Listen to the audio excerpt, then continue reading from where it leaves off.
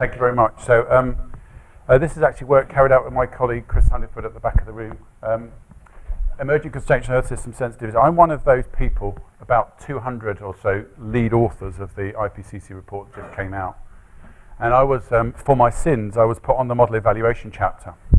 So how do we evaluate whether climate models are appropriate for making climate predictions? And what frustrated me about that, not just the IPCC process, but frustrated me about the evaluation, is that we still essentially do what you might unkindly call beauty contests. So we take models that have been used to simulate the historical period, and then we'll choose some metrics. Maybe it's the pattern of surface temperature, maybe it's the trend, sometimes it's not even the trends, it's just the patterns, maybe it's the seasonal variation.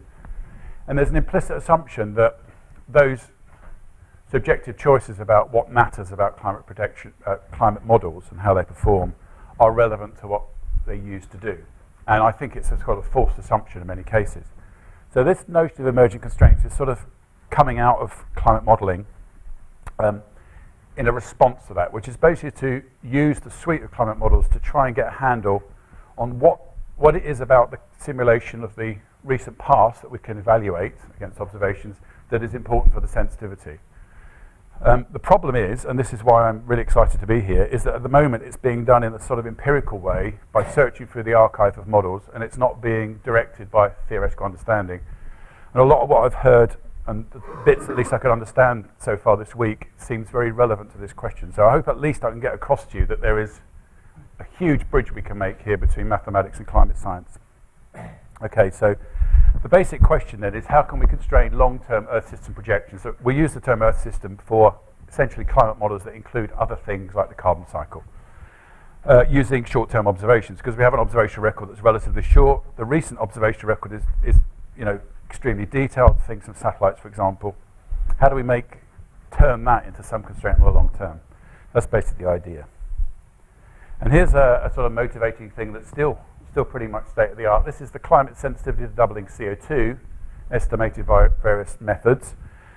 One of these methods is basically to do a physics ensemble, take a climate model, take those hundreds of parameters you don't know, perturb them within reasonable ranges and see what you get out. And you can see from this that we still have a very large range in the climate sensitivity to doubling CO2. There was a big hoo-ha because this went down in the last IPCC report. Having been at 1.5 to 4.5, it went from 2 to 4.5. In the last IPCC, the fourth one, and now it's gone back to 1.5, and there was a big hoo-ha that the climate was not warming as much as we thought. And that's associated with the recent slowdown of warming. But the basic issue is there's still a huge uncertainty in this, especially at the high end. If you worry about impacts, knowing what the shape of this tail is really important. And doing it in a bottom-up sense through model development has made progress in lots of things, but it hasn't really reduced the uncertainty in this. Yeah. There's different curves here. Okay, so these blue and red ones are created from these physics ensembles. So essentially take a climate model, in this case it was the Hadley Center model, perturb the key parameters within ranges, and look at what you get out, and then bin them. And that's the blue curve here. And this is some attempt to weight those different possible models based on how realistic they are, okay, in some sense, through some metric. So it shifts the distribution that way. This is a estimate that comes from observations, things like ocean heat uptake, estimates of the radiative force at the top of the atmosphere. They both have very long tails on them. Okay. Right, okay, so basically there's a timescale problem. We need to find constraints on changing the Earth system over the next century. That's basically what climate scientists are being paid to do. But we actually only have observational data that relates to much shorter timescales. And this should start to ring bells with many of you, because what climate modelling has been doing for many years is to see variability as the pain, really, that hides the trend. And from what I've heard here, it contains important information about how we do this problem, how we solve this timescale problem. Okay, so what can we do? So the notion of emergent constraints was actually, the term was coined by Miles Allen and William Ingram in 2002 in an opinion piece in Nature. And this is my own definition of it. It's a relationship between some Earth system sensitivity. It could be the climate sensitivity of doubling CO2. I'm going to give you some other examples as well. It could be the size of a particular feedback. The sensitivity of the system to anthropogenic forcing, and some observable or already observable feature of the Earth system, and normally this is some aspect of variability. Sometimes it's trend. Sometimes it's a long-term perturbation. It sounds fancy, this, but basically it's emergent because it emerges from the ensemble of Earth system models. No more than that. It is a common relationship that you see across the whole ensemble. So in a sense, you're using the ensemble for the first time to get a handle on the real world. Normally when you run these ensembles, you just end up saying, uncertainty is huge, keep sending money, and sometimes they do, sometimes they don't. In this case, the uncertainty actually allows you to pin down the sensitivity of the real system. Well, that's what I shall argue. And it's a constraint because if it relates a sensitivity to an observable, you can observe the observable, and from the relationship you can read off some estimate of the sensitivity in the real world. Okay. So it's using Earth system models to identify relationships between observable contemporary variability and future sensitivity. Okay. Here's a very simple example, although it's the one that I always use to motivate my own thinking about this. On the y-axis here, this is essentially the snow albedo feedback on climate change. It's the percentage change in the albedo per degree of warming in climate projections. And it's produced by having models with and without a snow albedo feedback and comparing them. And these models here are from the last IPCC report, but you'll see a huge range here, over a factor of 3 in this. Each of these numbers is a separate climate modelling group. This is the one thing we would have thought we might agree on, but we don't. But the really neat thing is, if you then look at how in each of these models the seasonal cycle in the Northern Hemisphere varies with year-to-year variability in temperature, there is a one-to-one relationship between that long-term sensitivity and this short-term variability. And of course you can measure this. We know it already from satellite measurements, for example.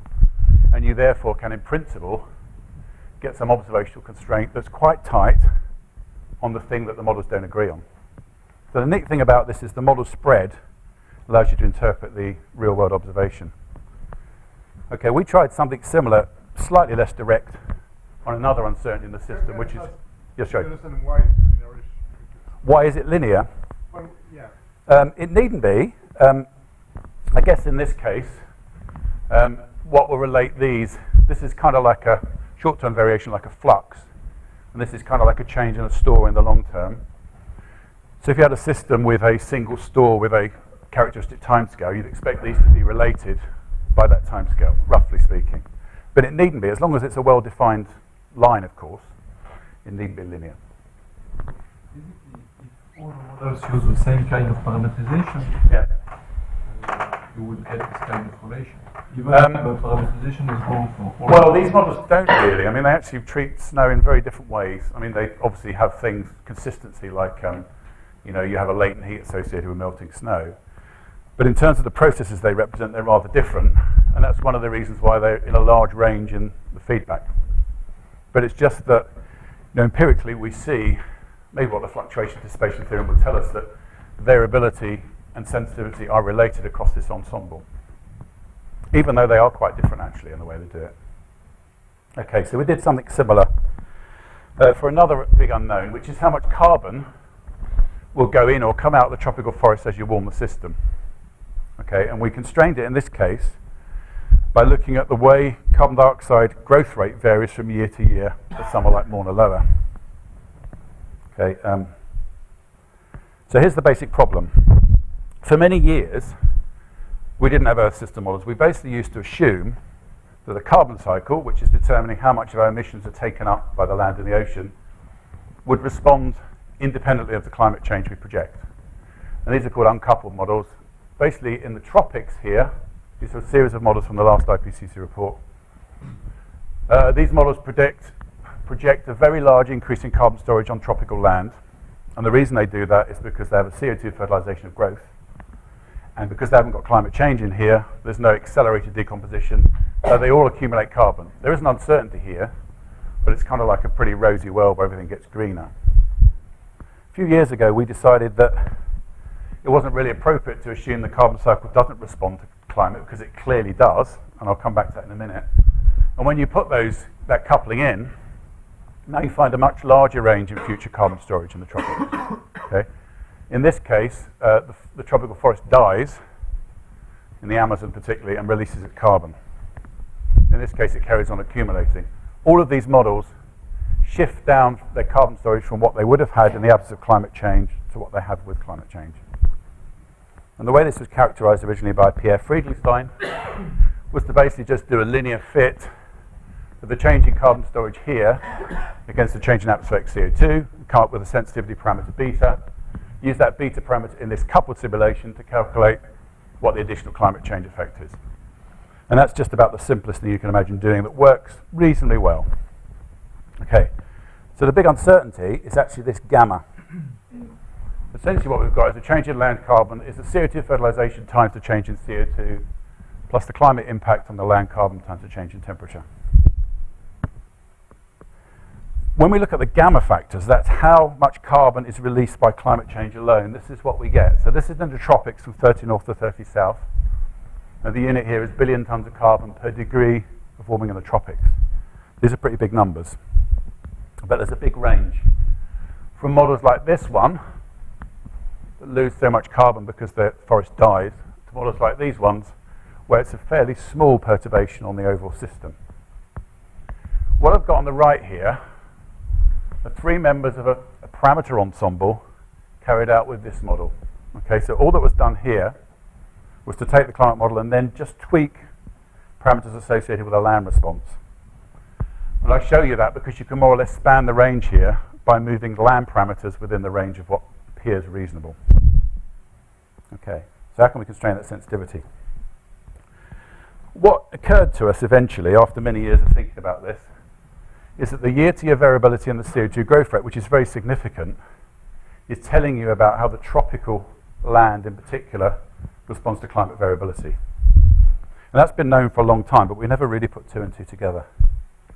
Okay, so the growth rate of atmospheric CO2 varies very significantly from year to year. So if you detrend it, you take 11-year running mean or something, and look at the variability, it looks like this.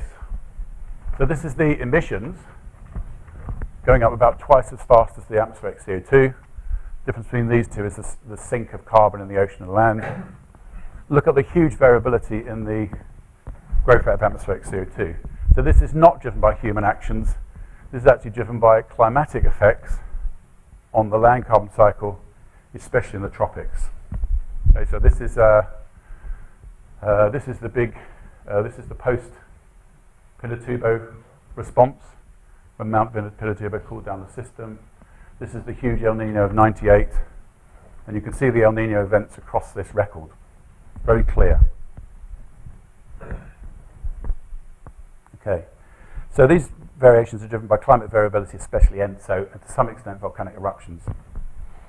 And if you take the observations and then you find an anomaly in tropical temperature, which is in red here, an anomaly in the CO2 growth rate, there's a reasonable correlation. It's actually quite a useful constraint because models do this as well, but they have a different relationship between these two variables. Okay, so this is what you find from the observations. What I've put in red here are points, these are years, 1992, 1993, etc., that are just after major volcanic events that affected the climate.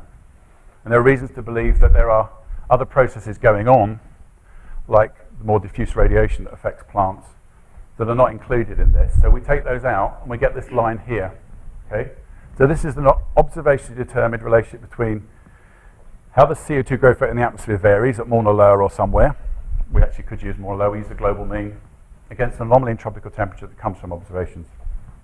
And we can define a gradient for that. It's about 5 gigatons of carbon per year per Kelvin that you get extra, okay, in terms of CO2 growth rate, where the temperature increase is tropical temperature increase. Okay, so now we do the same thing for these models that we did. So this is our long-term sensitivity we want to constrain.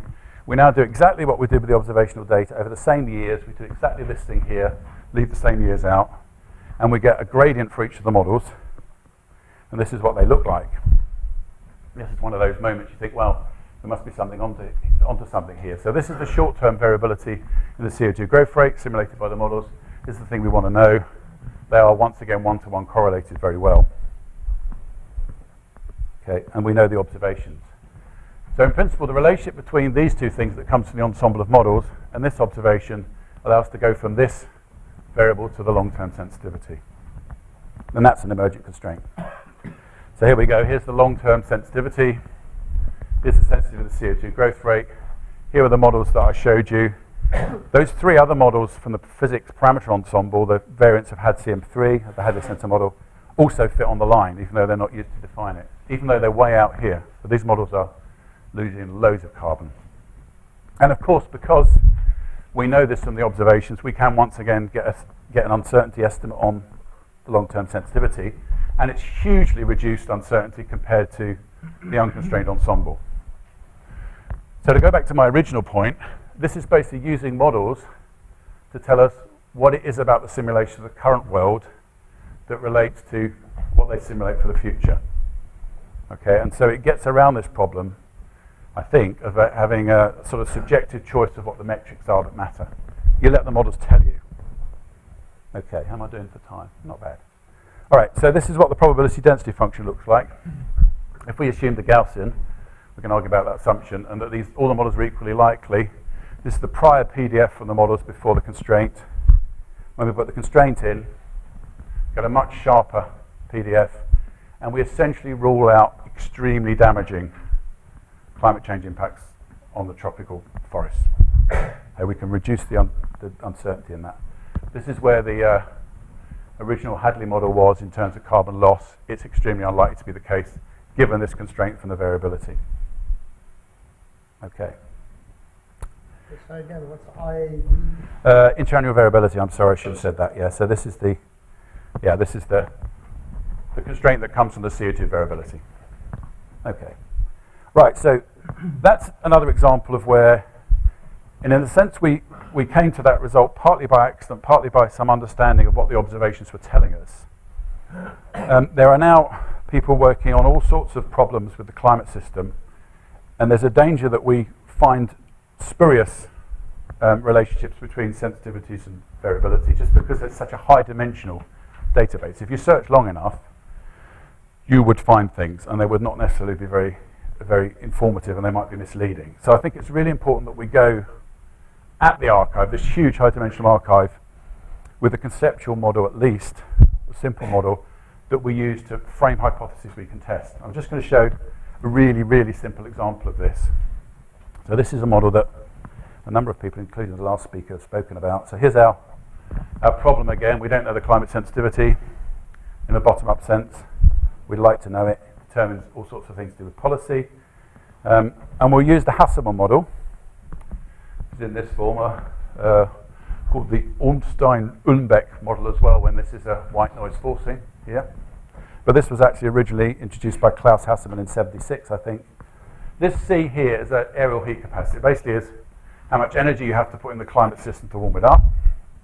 And this is a climate feedback parameter.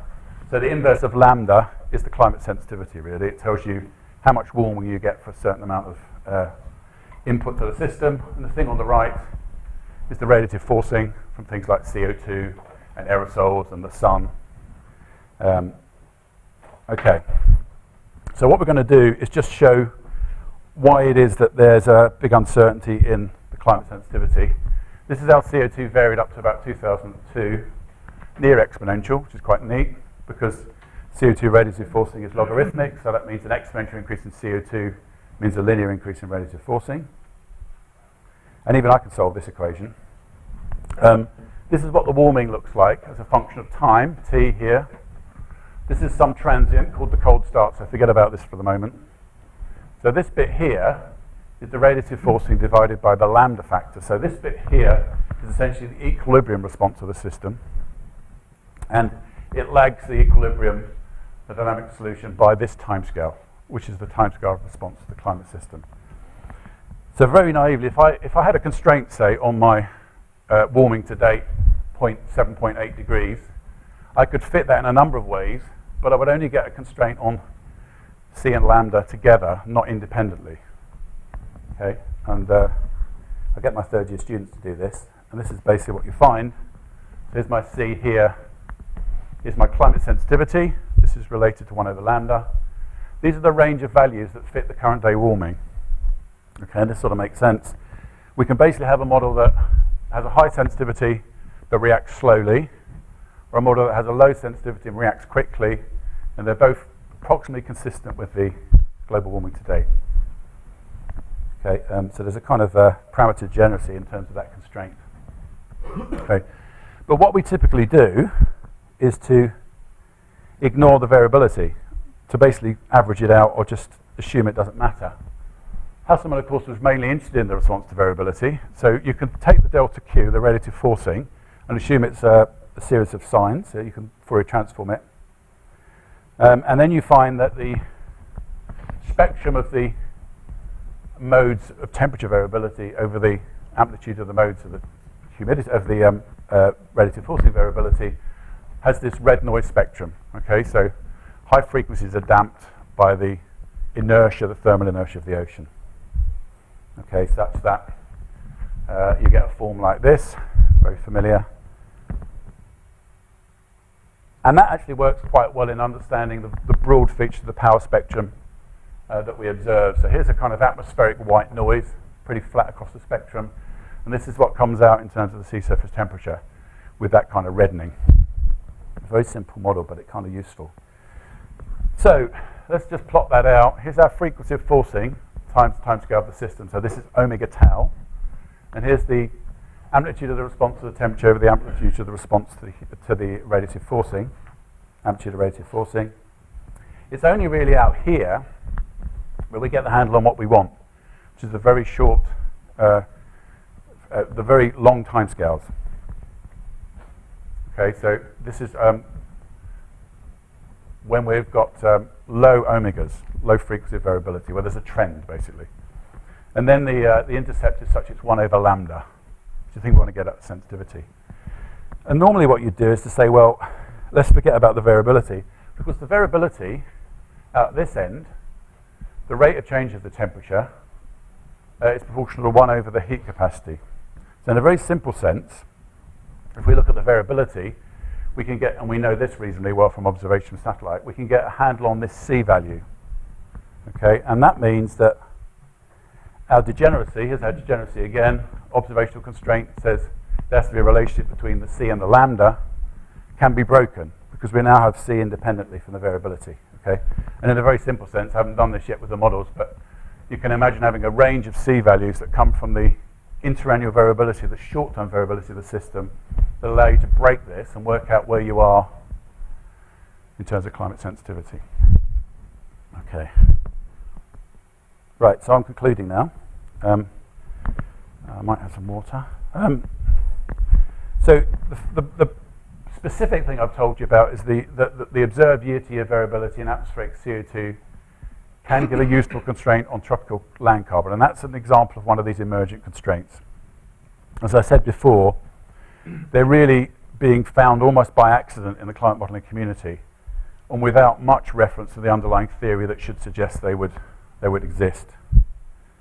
I'm pretty sure, I'm absolutely convinced, other emergent constraints, and just to recap, that's relationships between observable variability and sensitivity across the model ensemble will exist.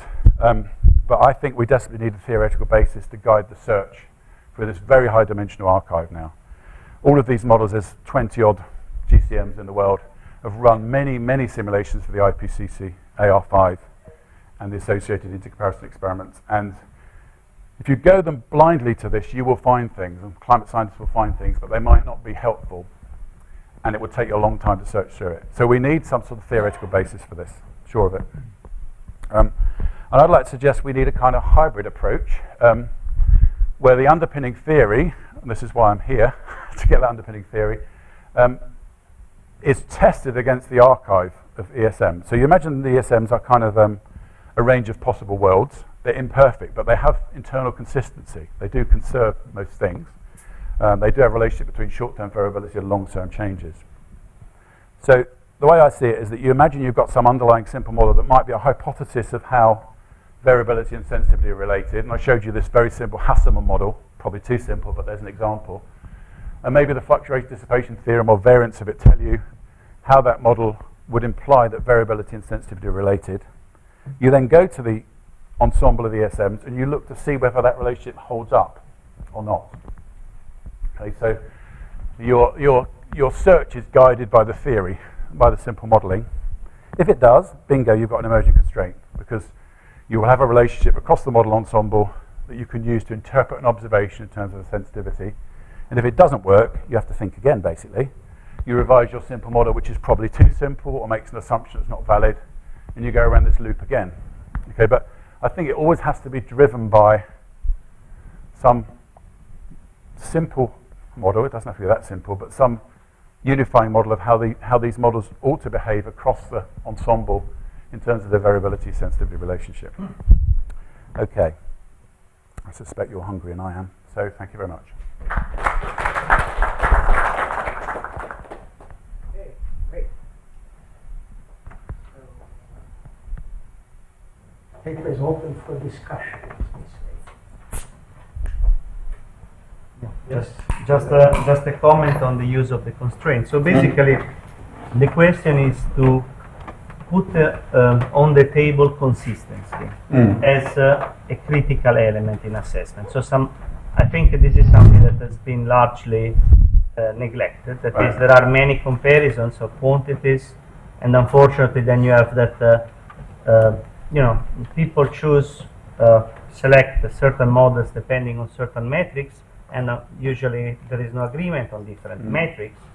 And in many problems, even many practical problems, I'm thinking about the statistical and dynamical downscaling and application for floods or hydrological cycle. You need this. So I think I think that consistency must be a key element, even if it's not always the word that grants you a very easy way to publication. But I think it's critical. And when you say consistency, in what sense? Consistency in the sense of being able to relate different responses, at least in an empirical way, because you have nonlinear correlation inside the system, so you need to rediscover them. I mean, obvious case being water temperature or properties of this sort, but I mean, there are many. I mean, carbon cycle is actually already quite elaborated one, I would say, but it's good, Yeah, I mean, I think there's some of this actually made it into the evaluation chapter in the IPCC report at the end. There's almost a footnote as a way that we might go in future. But there it's being interpreted as a way to weight models or work out which models are good, which models are bad. In actual fact, I think if you did this for a number of metrics, you would find no consistency over which was a good model and which was a bad model. You would merely get estimates of the sensitivity of the real Earth system. And that scientifically is kind of the important thing, I think. You could imagine building up these sensitivities through these emergent constraints and no one model meeting all of them. And that would be, actually that's fine in terms of understanding of the system, maybe even prediction. So the models, the neat thing is that, for me at least, the range of the models helps you to get a handle on the real world, whereas before it was always kind of preventing us saying anything definitive. Now we can actually use it, I think. But we still need a theoretical basis, which you're going to give us tomorrow, right? So we'll address some of the questions. Right, good. Okay. Sean, we haven't heard you in a long time. Well, no, it's just, I mean, you're looking at these relationships at a given time scale. Both typically a year. But I mean, in actual fact, the variability of the forcings, the variability of the response tend to be scaling over wide ranges. So you actually get a power law sensitivity as a function of resolution. I mean, I guess why choose 1 year?